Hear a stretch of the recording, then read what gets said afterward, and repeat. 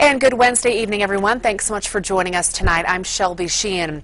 Well, 14 months after a woman's death in Storey County, a big development in the case tonight. For the first time, officials now say this is a homicide case. Joe has been following the story from the very start, and he joins us tonight with the latest in this On Your Side report. Well, Shelby, there were a lot of questions from the get-go when it came to the death of Judy Black. An autopsy report showed that she suffered dozens of injuries, including 8 broken ribs. But every time we asked Sheriff Gerald Antinoro, he told us it was an accident and nothing more. Well, tonight we have learned that Sheriff Antinoro signed the death certificate, which says Black's death was a homicide. I called him today. He refused to comment.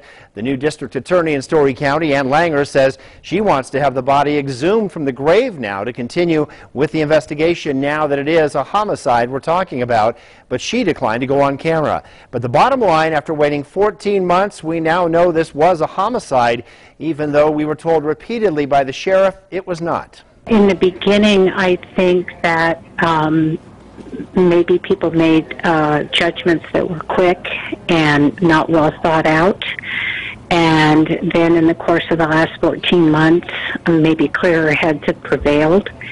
And the evidence has just been too much to ignore or overlook.